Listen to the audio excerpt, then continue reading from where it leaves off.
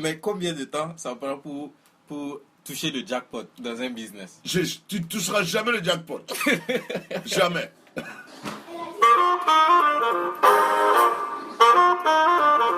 Bonjour, vous écoutez De l'autre côté, épisode 1 sur Radio Myria. Aujourd'hui, nous sommes avec Léopold Savadoro depuis Montclair aux États-Unis. Ce podcast est produit par Radio Myria. Vous pouvez participer à la discussion sur notre page Facebook et SoundCloud ou en laissant des messages audio sur WhatsApp au 0033 6 19 88 45 88. Vous pouvez retrouver toutes les informations dans le descriptif de cet épisode. Bonne écoute. Tonton Léo, bienvenue de l'autre côté. Avant de venir, je me suis amusé à vous rechercher sur Google. Mm-hmm. Et donc... Et qu'est-ce que tu as trouvé? J'ai trouvé Mita Food. Ok. J'ai vu Coach Up. Right. Donc moi, si on me demande, tonton Léo, il fait quoi? Je dirais, il fait tout. Well, faire tout, c'est trop dire. Faire tout, c'est trop dire. Moi, je dirais ça, te dire ça en anglais, je dirais, I'm living life. That's what it is. Faire un seul truc, moi, je trouve ça extremely boring. C'est vraiment, je sais pas comment te dire ça en français. Ennuyant. C'est très ennuyant de faire un seul truc.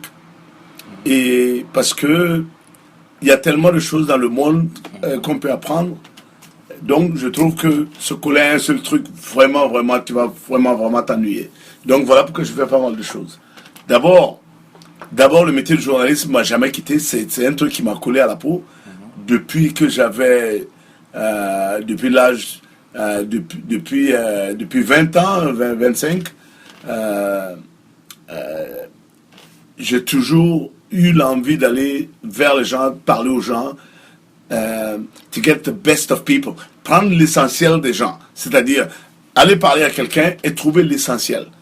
C'est ça dans le monde, trouver l'essentiel d'une personne et peut-être aussi apprendre beaucoup de d'autres personnes. C'est ça qui m'intéressait beaucoup. Voilà pourquoi j'ai été dans ce métier-là, métier de journalisme. Et puis après, dans la vie, j'ai appris pas mal de choses, j'ai pu voyager. Et voilà pourquoi je me suis intéressé un peu à la cuisine mondiale, la cuisine de partout. D'abord, j'ai appris à cuisiner avec ma mère et j'ai vu ce que les autres mamans aussi faisaient. Et tous les jours, on apprend. On ne finit jamais d'apprendre dans la vie.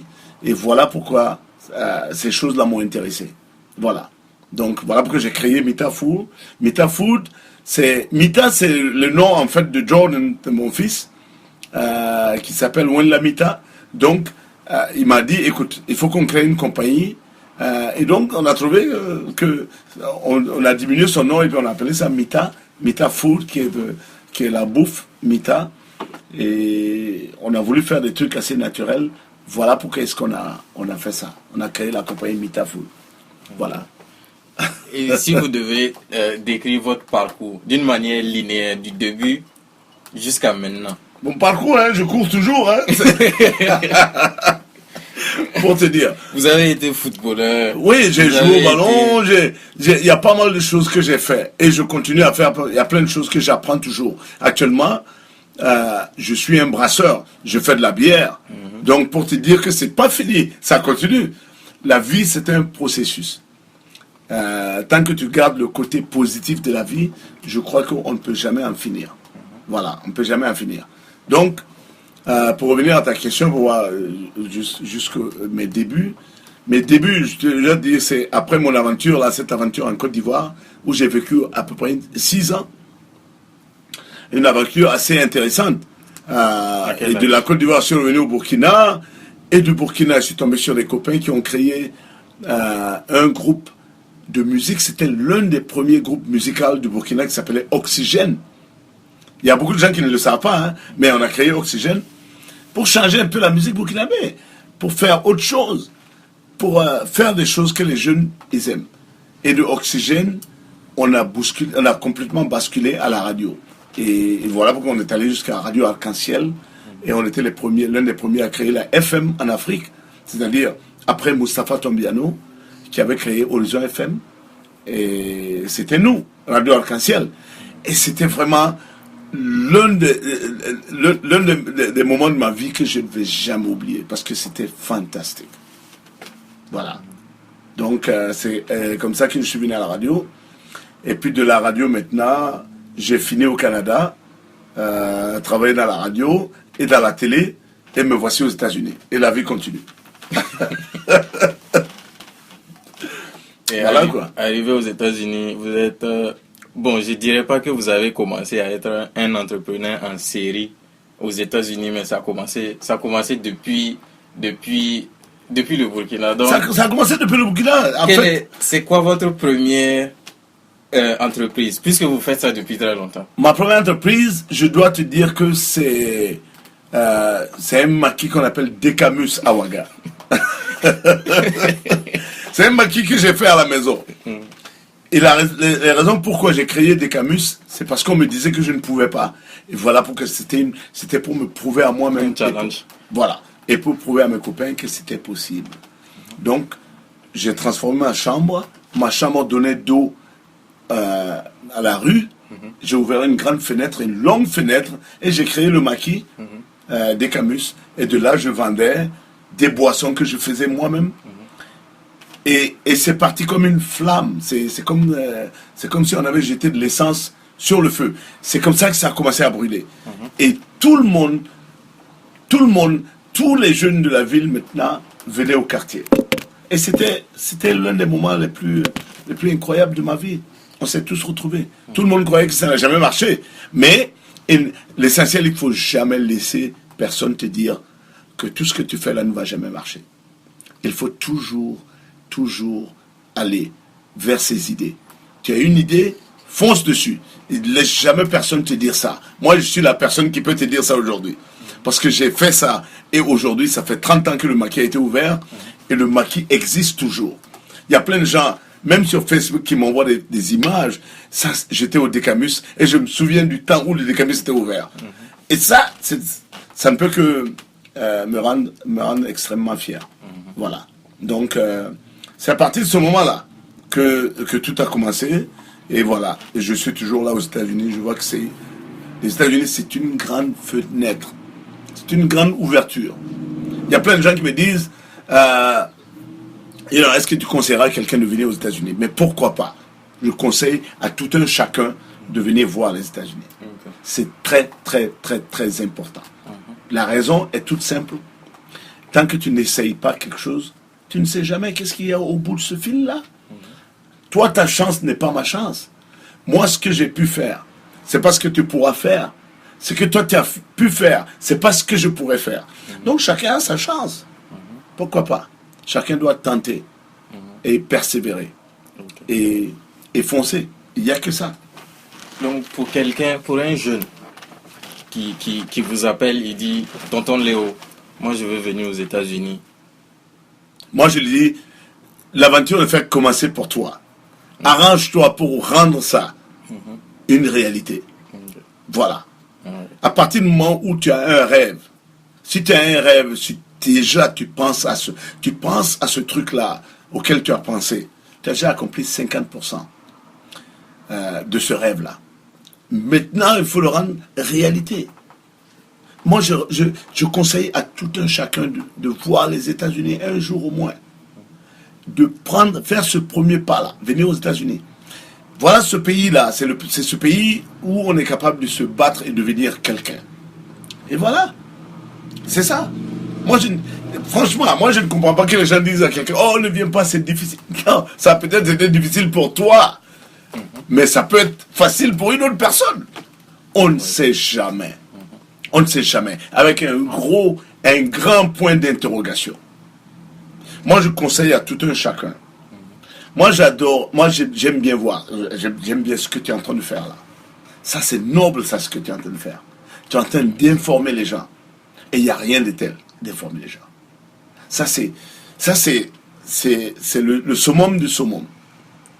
Moi, je considère que quelqu'un qui a une information et qui n'informe pas l'autre, c'est très égoïste. Et ce que toi, tu es en train de faire, tu es en train de partager une information. Ce qui est vraiment, je respecte ça beaucoup. Parce qu'il y a plein de gens qui gardent l'information pour eux. Et c'est très, très, très, très égoïste. Si tout le monde pensait comme toi, le monde allait évoluer comme ça. De 10 kilomètres tous les jours. Voilà pourquoi tu enregistres ça, cette conversation-là, pour pouvoir partager avec tout le monde, tous tes copains, pour les faire comprendre qu'il y a de l'espoir. L'espoir, c'est la vie. Tant qu'on n'a pas d'espoir. Je me souviens de l'élection de Barack Obama. Tout le monde disait que c'est pas possible. Moi, j'aime des challenges comme ça. Ou alors qu'on dise que c'est pas possible. Noël ne peut pas être le maire de Montclair. Moi, j'aime des challenges comme ça. Et un jour, voilà le discours de Noël en tant que maire de Montclair. C'est les challenges comme ça que j'aime bien. Parce que ça prouve à quel point Sankara avait dit que tout ce qui est rêvable par l'homme est réalisable par l'homme. Voilà. Tout ce qu'on peut rêver là. Si tu as un rêve et que les gens se moquent de ce rêve-là, ça veut dire que ton rêve n'est pas assez grand. Il n'est pas assez grand. Voilà. Ça veut dire que ton rêve n'est pas assez grand. Il faut rêver costaud. Mais j'ai une question pour vous. Vous avez parlé de rêve. Tu dois moi. Vous voyez, à notre époque, les choses bougent vite. Ça bouge très vite. Ça bouge très vite. Et la manière dont les jeunes font l'expérience de ce monde-là, c'est un peu avec des illusions. Il y a pas d'idéal. Il y a peu de gens qui osent avoir des rêves vraiment grands.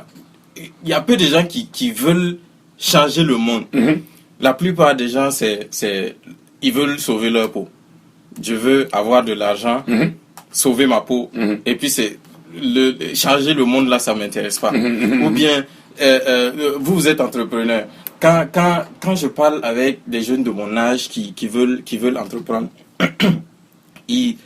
eux, ils voient surtout le côté romantique de l'entrepreneur. Il a des employés, il a une belle voiture, il a de l'argent, il n'a pas de poste. Mais est-ce que vous pouvez expliquer c'est vrai qu'être entrepreneur, c'est la liberté. Mais est-ce que vous pouvez expliquer le prix de cette liberté-là? Je vais te dire pourquoi. D'abord, ces gens-là pensent comme ça. Parce que ces gens n'ont jamais été nulle part. Voilà pourquoi ils pensent comme ça. Quand tu es renfermé dans un seul quartier, tu es renfermé dans ton quartier, tu n'es jamais même allé à Manhattan, tu n'as jamais vu ce qui se passe ailleurs. Tu ne sais pas ce qui se passe à Boston, ni à Phila. Tu ne sais pas ce qui se passe à Cincinnati. Tu ne sais pas ce qui se passe à Chicago. Voilà pourquoi tu as des petites idées. C'est ça, c'est tout simple. Parce que tu n'es jamais sorti de ton propre confort. Ton confort, c'est quoi? Ton confort, c'est l'endroit où tu as grandi, l'endroit où tu habites. Tu n'es jamais sorti de là. Donc, tu ne peux pas imaginer qu'il y a un autre monde ailleurs. Moi, j'ai grandi à Ouaga. J'ai fait combien? J'ai fait l'Asie, j'ai fait l'Amérique, j'ai fait l'Amérique du Nord. Je sais ce qui se passe ailleurs. Voilà pourquoi mes rêves sont assez costauds. C'est tout simple. Quand une personne comme ça, de ton époque là, ou de ton âge, te dit des genres de choses comme ça, tu peux comprendre que cette personne est limitée. C'est sa limitation. Cette personne est limitée. Toi, tu n'es pas comme les autres. Tu n'es pas comme eux, qui vivent ici, qui ne sont jamais sortis des États-Unis. Toi, tu es africain, pour commencer d'abord. Ensuite, tu as une expérience ici aux États-Unis. Tu peux comparer l'Afrique et les États-Unis. Eux, ils ne peuvent même pas comparer l'Amérique à un autre pays. Toi, tu sais ce qui se passe en Afrique. Tu sais ce qui se passe aux États-Unis. Eux, ils ne savent pas ce qui se passe en Afrique. Toi, tu le sais. Donc, tu connais tes limites. Tu sais où tu veux aller. Parce que tu as déjà vu les deux endroits. Est-ce que tu vois? Voilà pourquoi tu penses autrement. Voilà pourquoi tu réfléchis autrement. Voilà pourquoi tu as envie de voir un monde meilleur que ces gens-là. Eux ne sont jamais sortis de là. Comment est-ce qu'ils vont voir un autre modèle? C'est pas possible. Donc, voilà où il faut commencer. Voilà où ça commence. Ça commence par le voyage. Alors quand tu voyages, tu visites des endroits, tu te rends compte que, mon Dieu, mais ces gens-là, nous on a tout chez nous en Afrique. Pourquoi est-ce qu'on est aussi malheureux? Ça te donne du perspective. Comment vous répondez à cette question? Pourquoi on est autant malheureux? On est malheureux parce qu'on n'a pas vu ailleurs. Voilà pourquoi je recommande à tout jeune de sortir. Parce que rester chez toi, c'est pas productif. Ce n'est pas productif. Mais tu ne sauras jamais. Tu ne sauras jamais. Mais si tout le monde part, qui va développer le pays? J'ai jamais dit à tout le monde de partir. Non. J'ai jamais dit à tout le monde de partir. Voyager, ce n'est pas... On dit que mourir... partir, c'est mourir un peu. Mais mourir, c'est partir beaucoup. Tu vois? Donc, j'ai jamais dit de partir du pays, quitter le pays.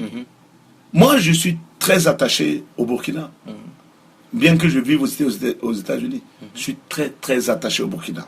Quand je rentre au Burkina, je parle aux jeunes. Je leur dis ce que j'ai vu, ce que j'ai fait, ce qui est possible. Mais il ne s'agit pas uniquement de parler. Parce que quand tu arrives au Burkina, tu parles aux jeunes, ils ne vont jamais comprendre. Ils ne vont jamais comprendre. C'est pour ça que je recommande à tout un chacun d'aller voir ailleurs et ensuite de revenir au pays. Faire l'expérience. Voilà. C'est pas l'expérience qu'on n'a pas. C'est ça. C'est ça. Il n'y a que ça. C'est ça qui va nous permettre de sauver notre Afrique. De savoir qu'il y a des possibilités. De savoir que, c'est comme ça, ils font la chose là. Nous, on peut faire ça au Burkina. C'est ça. Donc, mais si on reste au Burkina, on ne saura jamais comment est-ce qu'on fait les choses. Voilà pourquoi voyager, c'est très, très, très, très important. C'est important pour nous de voyager. Surtout pour un jeune. Moi, je suis parti de chez mon père à 17 ans. C'est de là que je suis parti. Et vous êtes allé où? J'ai été en Côte d'Ivoire. J'ai été à l'aventure. J'ai été au Libéria. J'ai joué au ballon. J'ai côtoyé pas mal de gens. J'ai de très bons amis. Des mauvaises personnes. Des bons amis. Et c'est ça qui permet de construire un être humain, surtout un homme. C'est ça. C'est ça. C'est par rapport à toutes ces expériences que tu comprends. Et tu commences... La vie est un challenge perpétuel. Tous les jours que tu marches dans la rue, tu prends des risques. Donc, il n'y a pas de raison que tu ne prennes pas naturellement de risques à faire des choses, à être entrepreneur. Voilà. Moi, je conseille à tout le monde d'être entrepreneur. Si toi, tu démarres une chose tout de suite là et que tu as court d'idées, tu viens de me partir de mais écoute, j'ai démarré ce truc là, je ne sais pas où. Moi, je te donne mes idées. Je te dis, voilà comment je vois ça. Voilà. Et qu'un jour, si ça développe, moi je serai l'homme le plus heureux. Donc, pour rebondir sur ce sujet-là, pour les jeunes, on a parlé des jeunes qui sont au pays. Pour les jeunes qui sont ici, les Africains qui sont ici, quel est le conseil que vous pouvez leur donner? Parce que c'est une impression que j'ai. Pour moi, ma génération, on vient, on a nos diplômes, mais c'est que c'est compliqué. Donc, la plupart restent, ils veulent travailler un peu, acquérir de l'expérience. Mais le truc avec les États-Unis, c'est que c'est comme un cercle vicieux. Plus si tu es dans un certain système de travailler pour te faire de l'argent, tu ne pourras jamais te faire assez pour rentrer au pays. Absolument. Donc, quel est le conseil que vous pouvez donner, ou bien une certaine démarche à suivre pour sortir de ce cercle vicieux-là? Ce cercle vicieux est exactement ce dont j'ai parlé. Tant que tu ne sors pas de ton propre confort, le confort que tu as, c'est-à-dire, moi je vois des jeunes Africains ici qui vivent dans le Bronx et qui ne sont jamais sortis de ce confort-là. On dit que quand tu veux succéder, quand tu veux réussir, il faut côtoyer des gens qui ont réussi. Mais si tu restes dans ton confort là, c'est-à-dire, je ne sais pas si tu comprends exactement ce que je dis. Si tu restes dans ce confort, tu restes à côtoyer telle personne là, qui va toujours te dire, c'est pas possible, tu ne peux pas faire ça. Oh non, ça c'est impossible. si tu restes dans ce confort-là, je dirais, ça c'est pas un confort, mais ça c'est un malheur, je dirais. Si tu restes dans ce malheur-là, tu ne pourras jamais développer quoi que ce soit. Il faut toujours s'entourer d'hommes qui prennent des risques. Donc, être entrepreneur, c'est d'abord l'entourage. C'est l'entourage. C'est important. Ça, c'est la chose la plus importante. Entoure-toi de gens qui ont des visions, qui voient, qui veulent aller sur la Lune. Voilà ce que tu dois faire. Entoure-toi de gens qui veulent aller sur la Lune. C'est ça qui va te pousser, toi aussi, à vouloir aller sur la Lune. Même si tu manques la Lune, tu tomberas dans les étoiles. Mais c'est ça. C'est l'entourage. C'est l'entourage. C'est l'entourage. Bon, disons que je me suis entouré de personnes qui sont motivées. Des personnes qui visent loin. Maintenant, j'ai mes idées. Où est-ce que je pars à partir de là? Puisque j'entends beaucoup. Tout le monde a des idées. Tout le monde. N'importe qui a des idées. Maintenant, j'entends beaucoup. Il y a une phrase qui est commune à tout le monde qui ne veut pas se lancer. Je n'ai pas les moyens. C'est pas le bon moment.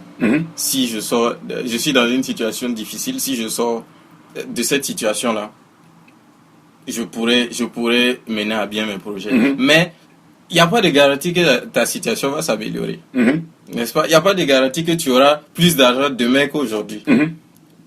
Mais comment sortir de cette manière de penser? Puisque c'est une manière de penser qui est...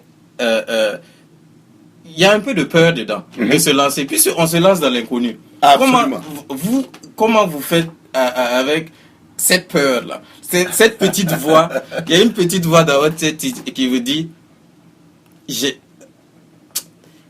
pas assez d'argent pour faire ça. Je suis pas dans les bonnes. J'ai jamais écouté cette voix-là. J'ai effacé cette voix-là. Et si je meurs demain? Voilà les questions dont tu dois te poser. Et si je meurs tout de suite? La vie, c'est un risque. Tous les jours qu'on prend le risque de sortir dans la rue, c'est un risque. On court un risque. Tu peux marcher dans la rue et une branche peut tomber sur toi. On ne sait jamais. Et à partir de ce moment, tu te trouves à l'hôpital. Voilà un truc dont je me dis tous les jours. Ça se dit en anglais, positive thinking. Positive thinking. Quand je pense que je peux marcher, je peux manger, je peux cuisiner pour moi, et quand je pense qu'il y a des gens à l'hôpital qui souhaiteraient faire exactement la même chose, that's the very basic of human living. Ça, c'est les bases de la vie. Marcher, être en bonne santé.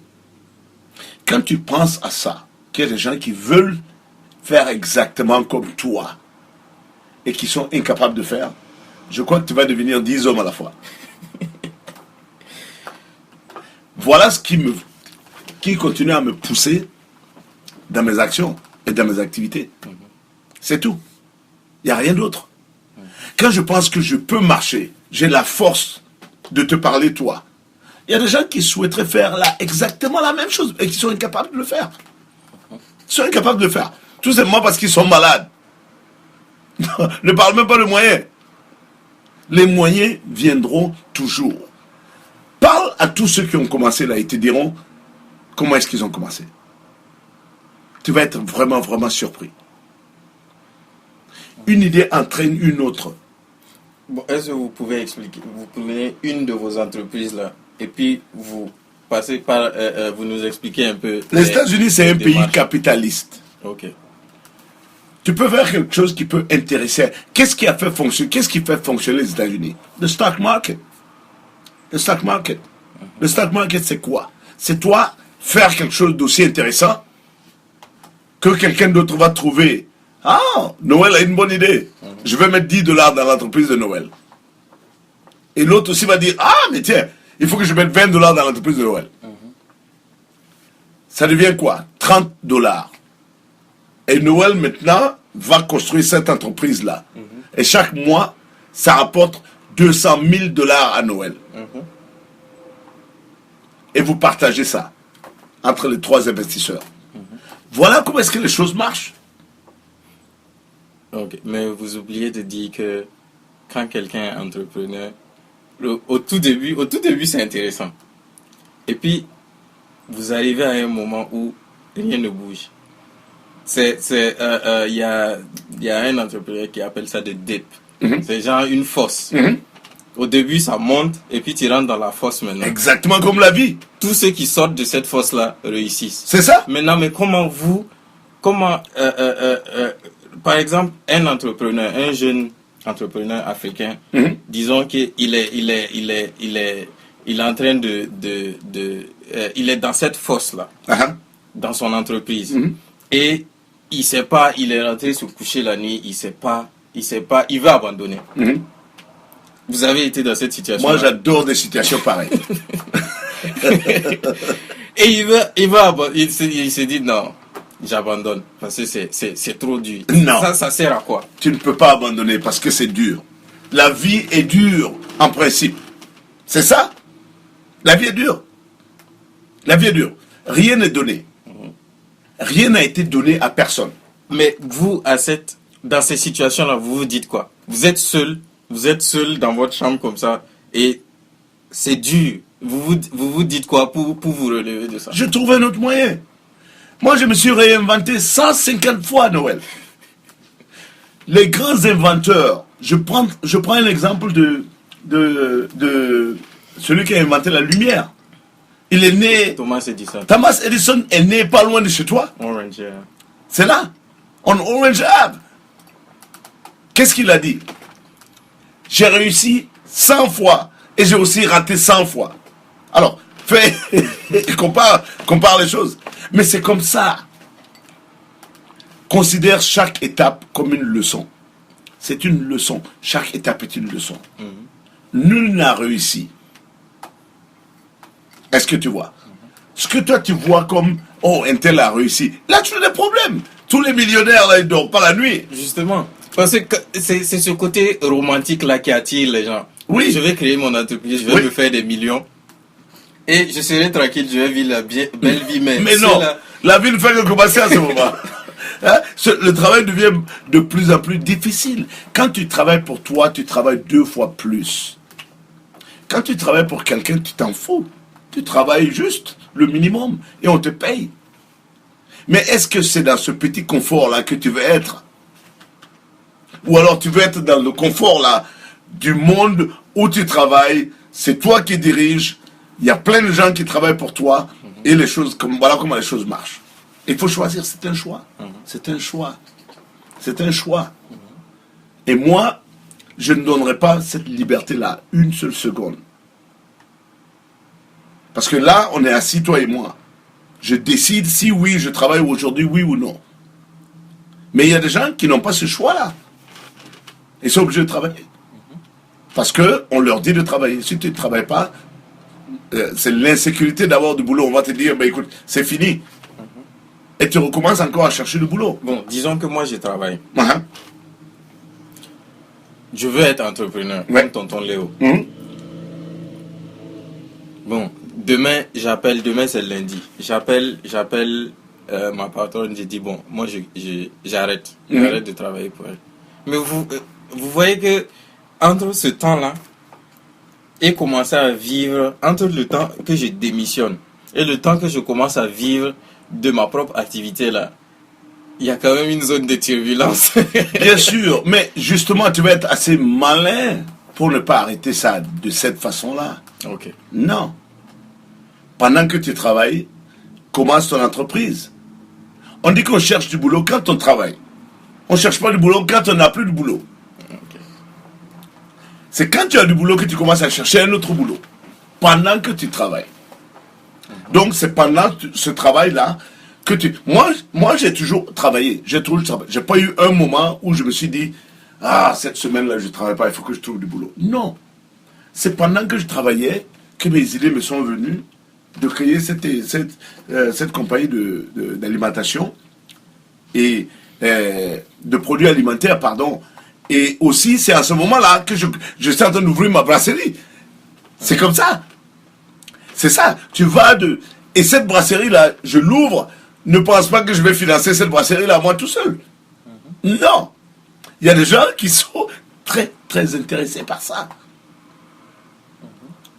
Qui veulent me donner tout l'argent même pour le faire. Mais quand vous avez commencé, maintenant vous êtes un entrepreneur établi, on vous connaît. Mais quand vous avez commencé à 17 ans votre brasserie, qui a financé la brasserie? C'était pas une brasserie à 17 ans. Non, C'est mon maquis. Un maquis. Oui. Un maquis. Mais qui a financé ce maquis? Je vais te raconter comment j'ai commencé. Tu ne vas pas croire. Personne n'a financé ce maquis-là. J'ai commencé à fabriquer, confectionner des yaourts. Et ces yaourts-là, moi-même, je confectionnais des yaourts. J'utilisais le réfrigérateur de ma mère. Ça a commencé par un jeu. C'est elle qui faisait les Non, yaourts. non, c'est moi qui faisais. Vous êtes levé. Je mettais ça dans le réfrigérateur de ma mère et j'amenais ça à Ouaga, en pleine ville, à la C'était Sika. À la Sika. J'étais à la maison, à Ouidi. Et j'envoyais ça à la Sika. Je vendais ça à tous les gars. Tous les gars aimaient mon yaourt. Et c'est de là que j'ai économisé de l'argent. Et c'est de là qu'un jour, un de mes amis de la Sika m'a dit, mais écoute, mais toi, mais tes trucs là, vraiment, c'est bon. Mais comment on fait là? J'ai dit, mais qu'est-ce que tu veux dire par là? Comment on fait? Il dit, mais écoute, est-ce que tu as un réfrigérateur? J'ai dit non. Il m'a dit, bon, moi je te prends un réfrigérateur à crédit ici. Et tu peux l'installer chez toi et on continue. Et c'est de là que j'ai continué. Et puis après, il s'est rendu compte que je peux faire mieux que ça. Il dit, mais écoute, et si on faisait ça et ça et ça? J'ai dit, ok, d'accord. Voilà comment est-ce que ça a commencé. Le premier jour que j'ai voulu construire le maquis, tout le monde m'a dit, personne ne va jamais venir ici. C'est au quartier. Qui va venir manger ici et boire ici? C'était au moment de la Révolution, en 1984. C'était quand Sankara prenait le pouvoir au début. Tout le monde m'a dit, ça ne va jamais marcher. Et c'est ce challenge-là qui m'a complètement bousculé à les faire comprendre que c'est possible. Le jour que je mettais mon propre hangar, tout le monde passait, il rigolait, il dit, ah! Mais comme le proverbe dit, rira mieux qui rira le dernier, j'ai continué. J'ai dit, si ça ne marche pas, mes copains vont se réunir ici, on va boire ensemble, on va boire du thé, et we're just gonna have fun. Voilà comment est-ce que j'ai commencé. Le premier jour que j'ai ouvert, on est resté ouvert jusqu'à 4 heures du matin, tellement il y avait du monde. Tout le monde venait là. C'était le point. Tout le monde venait pour voir si c'était réel. Le lendemain, à cause de ma musique et à cause de tout ça, tous les coopérants ont commencé à venir. Jusqu'à ce que le bruit a couru de gauche à droite. Et jusqu'à ce que mon maquis était dans le guide du routard en France. Et tout le monde commençait à venir. J'ai commencé à faire les quiches, j'ai commencé à faire des gâteaux. Voilà comment j'ai commencé. Mais vous avez commencé avec quel produit? J'ai commencé avec le yaourt. Ah, ok. C'était un maquis de yaourt. C'était un maquis. Même pas un maquis de yaourt. J'ai commencé à vendre le yaourt dans les thermos. Voilà. Ok. Et ensuite, Et ensuite, j'ai fait autre chose. Donc le soir de l'ouverture, les gens sont venus pour boire le yaourt. Ils sont venus pour voir si c'était réel. Mais s'ils ont payé le yaourt. Si, ils se sont rendus compte qu'il y avait plus que le yaourt. Il y avait des jus de fruits, je peux dire que je fus le premier à Ouaga à faire du yaourt fruits. Yaourt avec des fruits. Yaourt mangue, yaourt fraise. Si tu dis ça aux Ouagalais, ils vont te dire que c'est vrai. C'est le Décamus. J'ai commencé à faire tout ça. Voilà. Voilà comment est-ce que j'ai commencé. Petit à petit. Comme on dit là, tu ne peux pas naître grand. Ils considèrent que tu nais enfant et tu grandis. C'est la même chose pour un business. Tu commences un business, tu vas tâtonner. Tu vas avoir des réussites et tu vas avoir des hauts et des bas. C'est normal. Ça fait partie de la vie. Ça, ce sont tes leçons durant ton parcours. Ne crois pas que tu vas commencer et demain tu auras $100 000. Ça ne va jamais se produire. Mais combien de temps ça prend pour toucher le jackpot dans un business? Tu ne toucheras jamais le jackpot. Jamais. Mais pourquoi vous êtes dedans alors? Parce que c'est fascinant. Parce que c'est fascinant. C'est très fascinant. Tu rencontres tout le monde. Il y a tout le monde qui vient chez toi. Moi, tous les musiciens, je veux dire, des musiciens comme le regretté Black Soul Man, tous ces gens-là, c'était chez moi. Tout le monde était chez moi. Ali Faraka Touré. Mais Ali Faraka Touré, je l'ai rencontré pendant le festival de jazz à Ouaga. On l'a interviewé à Arc-en-Ciel.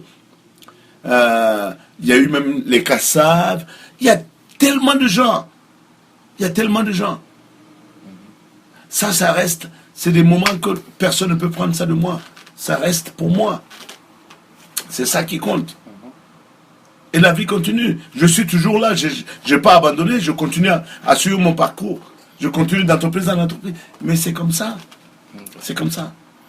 L'essentiel est qu'il ne faut jamais se décourager. Il faut toujours avoir de l'espoir. Ça te donne envie de vivre. Ça te donne envie d'aller dormir et se réveiller le matin, dire franchement, il faut que j'arrive à faire ça. C'est ça. C'est ça. Oui. Le Décamus, j'ai laissé le Décamus, j'ai ouvert le Décamus il y a 30 ans. C'est toujours là. C'est toujours là. Je vois plein de trucs sur Facebook, des gens poster des photos sur le Décamus. Ça m'épate. C'est incroyable. Oui. Il y a ma nièce maintenant qui s'occupe du Décamus. J'ai donné à mon petit frère, Jules. Jules maintenant est aux États-Unis ici. Et il a laissé le maquis à ma nièce. Et ma nièce continue. C'est ça. C'est une affaire de famille. C'est une affaire de famille. Il ne faut jamais se décourager. L'essentiel est que si tu as une idée, développe l'idée, réfléchis, vois comment les gens cherchent à voir s'il y a d'autres personnes qui ont la même idée que toi. S'il n'y en a pas, continue. On ne sait jamais. On ne sait jamais. C'est peut-être cette idée-là qui va t'amener beaucoup plus loin. Hein? Ne parle même pas de mon entreprise là n'est rien. You know. Mais le tien peut devenir énorme. Ça peut aider des milliers de gens. Et c'est ça qui est beaucoup plus important. Ouais. Tu vois. Il ne faut jamais se décourager. Quand tu as une idée, continue là-dessus. Ouais. Quel est votre son du moment? C'est-à-dire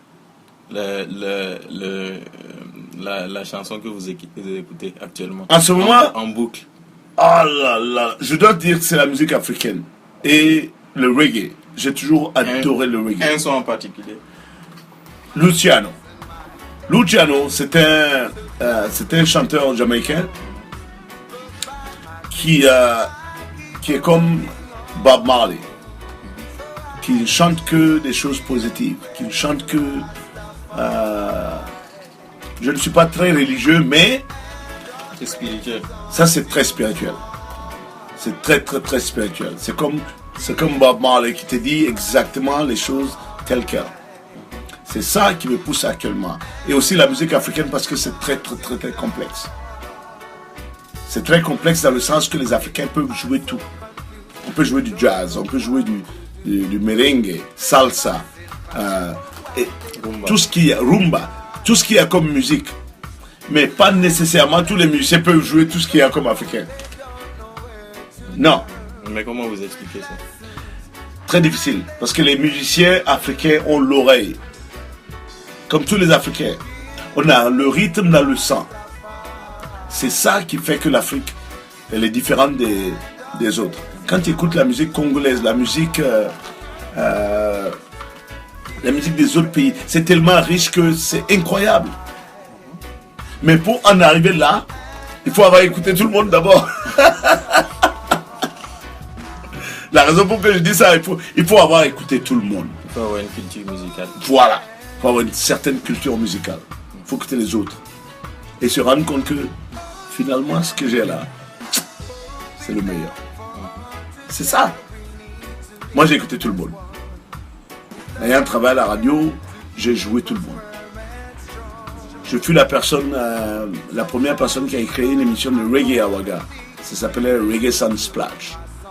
Et juste après, quand je suis parti du Burkina, il y a un jeune Samska qui avait commencé. J'ai été content de voir qu'un jour sur RFI, il a parlé de moi. Il a dit que c'est parce que j'ai créé ça et que lui, ça l'a donné envie d'embrasser cette musique-là.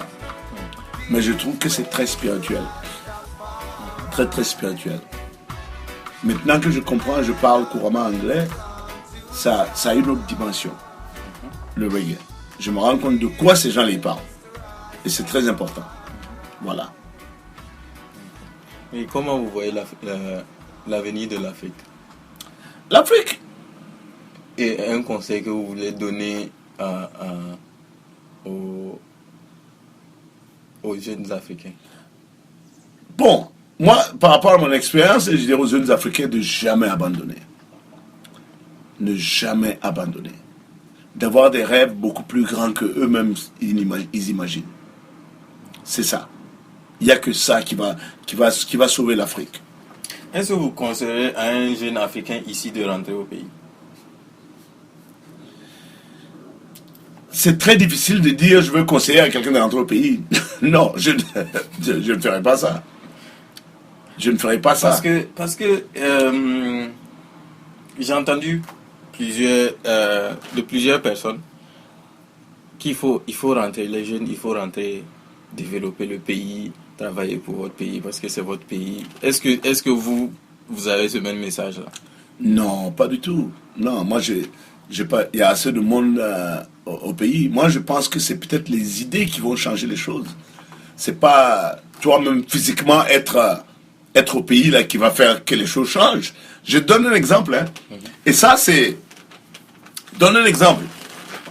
Toi physiquement là, tu ne peux. C'est-à-dire, c'est comme si toi tu te lèves en tant que Noël, tu rentres au pays, tu vas nager contre la mer, contre les vagues.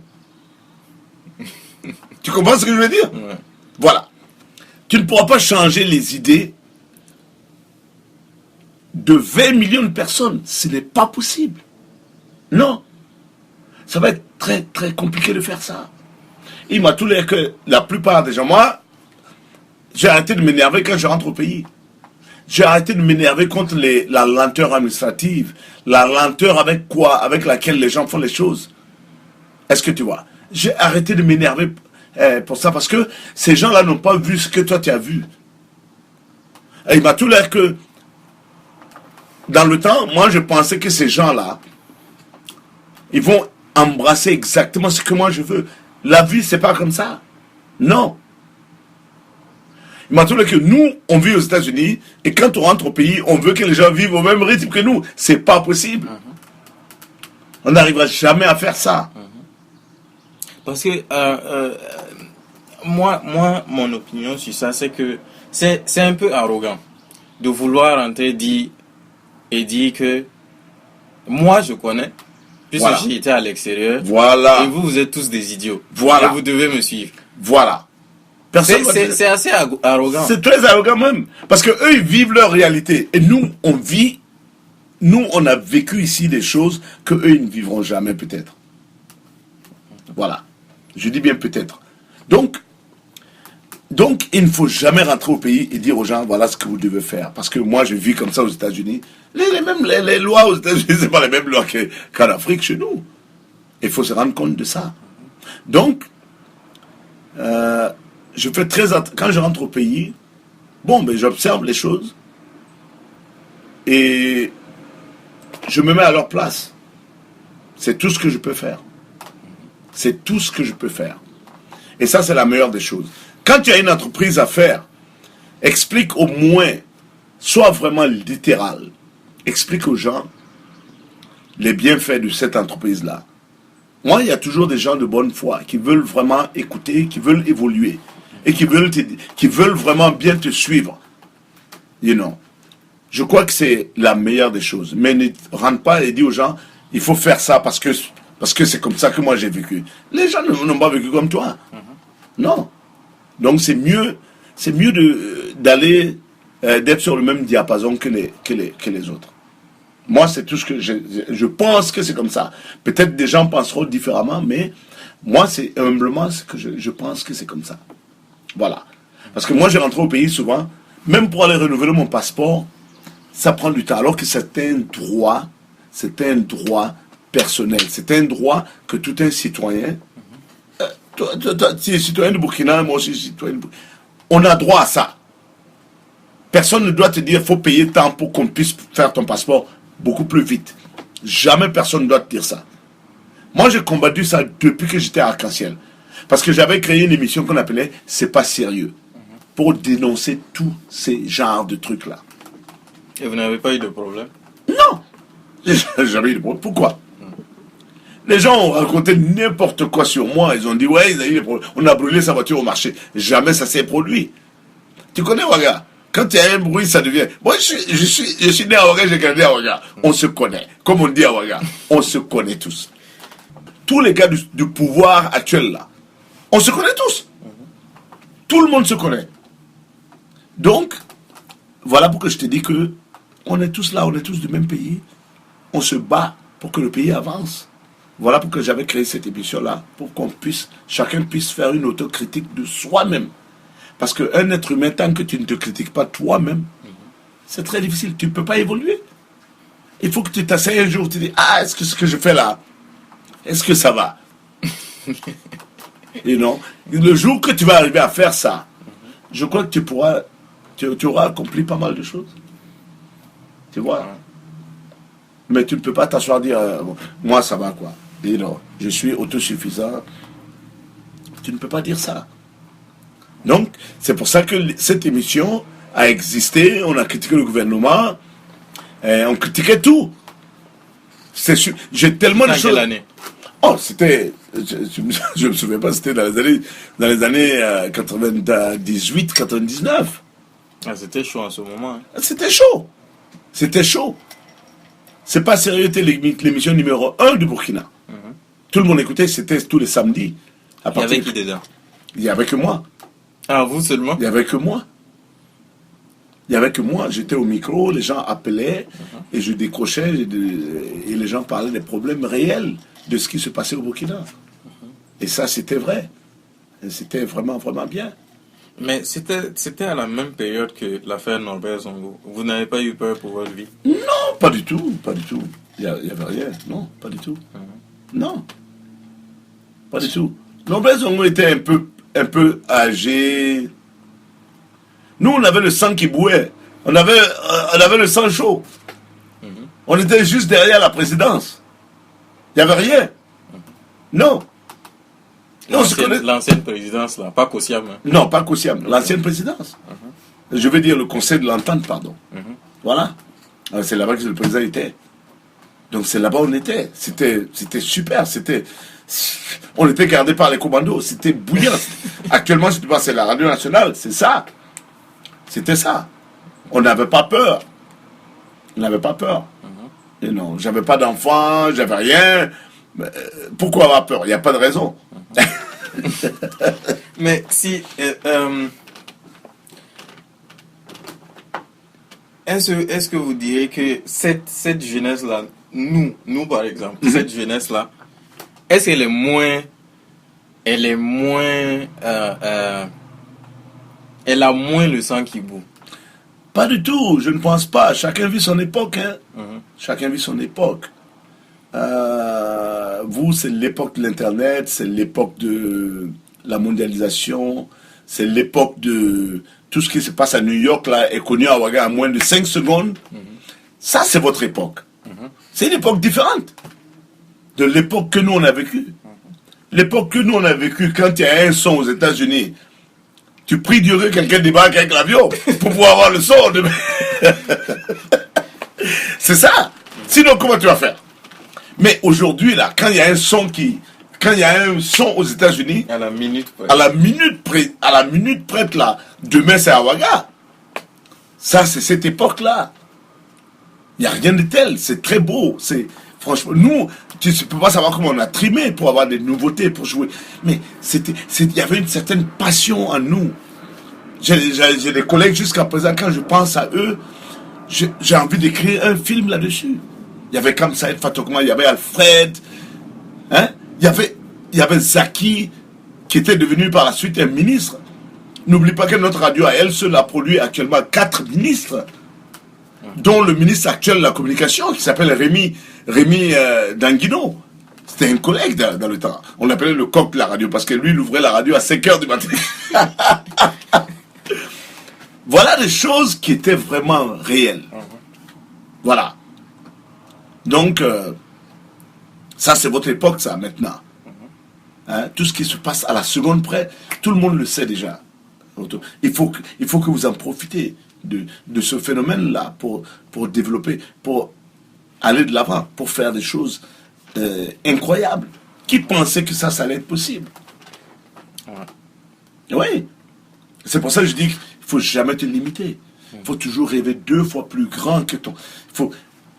On dit si les gens se moquent de ton rêve, c'est parce qu'il n'est pas assez grand. C'est ça.